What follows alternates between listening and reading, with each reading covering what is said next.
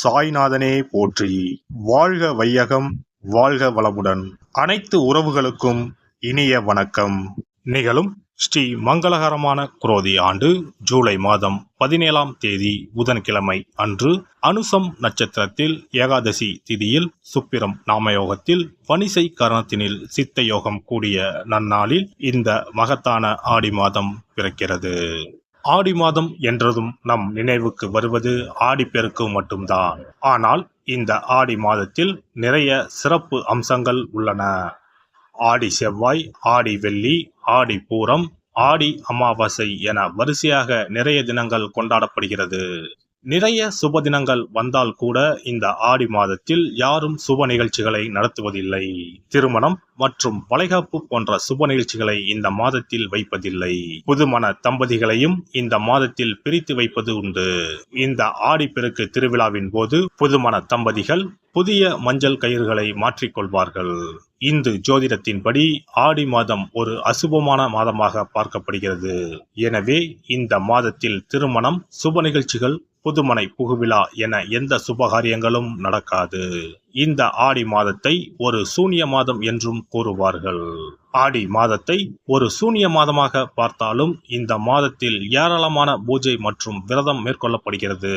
இந்த மாதத்தில்தான் சக்தி தேவிகளையும் பைரவர், வாராகி நரசிம்மர், மகிஷாசுர மர்த்தினி, துர்க்கை அம்மன் போன்றோர்களை பக்தர்கள் மறக்காமல் வழிபடுகின்றனர். எனவே ஆடி மாதத்தில் நிறைய சிறப்பம்சங்களும் இருக்கத்தான் செய்கின்றன.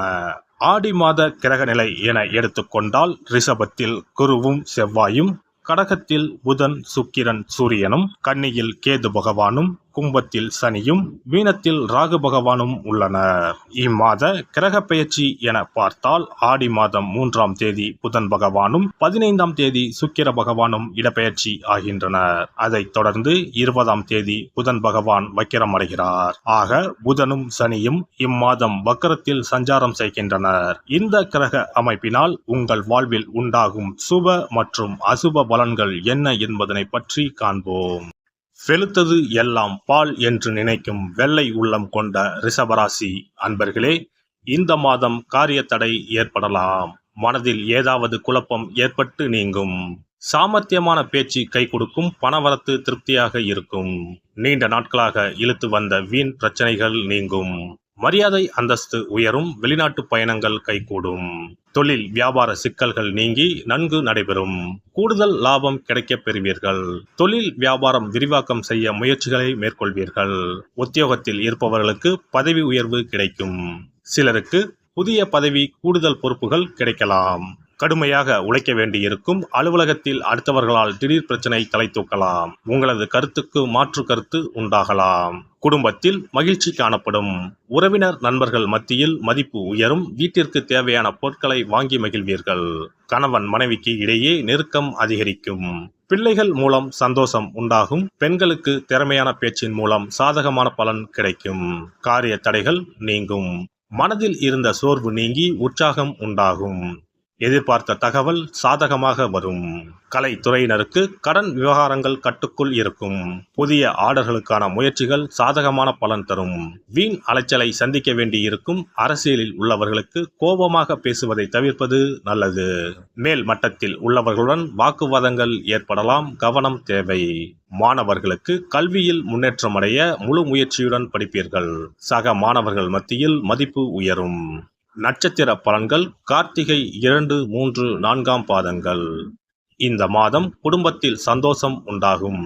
பிரிந்து சென்ற குடும்ப உறுப்பினர் மீண்டும் வந்து சேரலாம். கணவன் மனைவிக்கு இடையே இருந்த மனஸ்தாபங்கள் நீங்கும். பிள்ளைகள் கல்வி பற்றிய சிந்தனை அதிகரிக்கும். உறவினர் மத்தியில் மரியாதை கூடும். ரோஹிணி நட்சத்திரம். இந்த மாதம் எதிர்பாராத சந்திப்புகள் உண்டாகும். திடீர் செலவு உண்டாகும். முக்கிய பொறுப்புகள் கிடைக்கக்கூடும். தேவையான பொருட்களை வாங்குவீர்கள். நீண்ட நாட்களாக செய்ய நினைத்த ஒரு காரியத்தை செய்து முடிப்பீர்கள். மதிப்பும் மரியாதையும் கூடும். குடும்பத்தினருடன் வீண் மனஸ்தாபம் ஏற்பட்டு நீங்கும். மிருகசிரிசம் 1, 2 பாதங்கள்.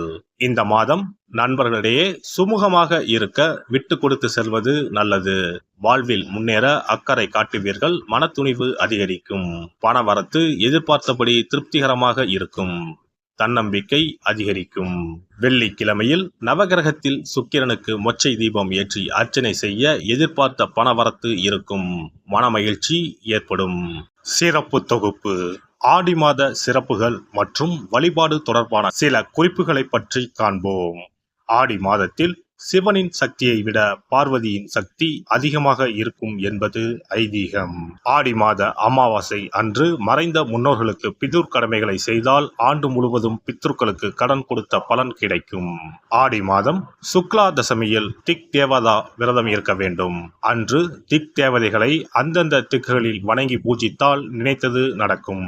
ஆடி மாதம் சுக்லபட்ச ஏகாதசி முதல் கார்த்திகை மாதம் சுக்லபட்ச ஏகாதசி வரை மாத உபவாசம் இருப்பது குடும்பத்தில் அமைதியை ஏற்படுத்தும்.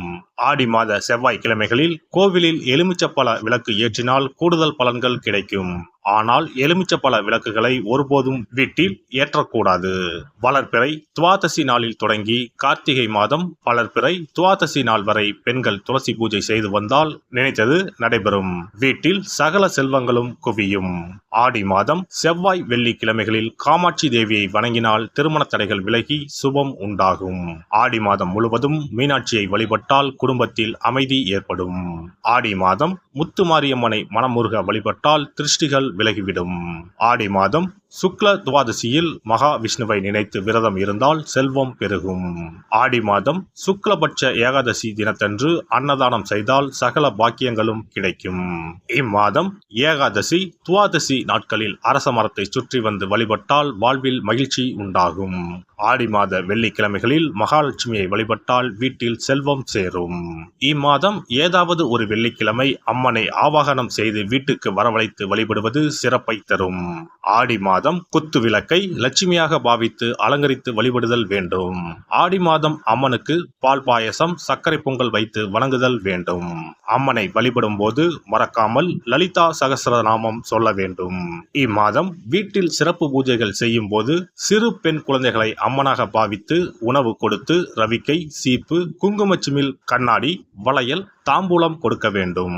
இம்மாதம் அம்மனுக்கு சாற்றப்படும் வளையல்களை பெண்கள் அணிந்து கொண்டால் திருமண பாக்கியம் குழந்தை பாக்கியம் சகல நலன்களையும் நீங்காத செல்வத்தையும் பெறலாம்.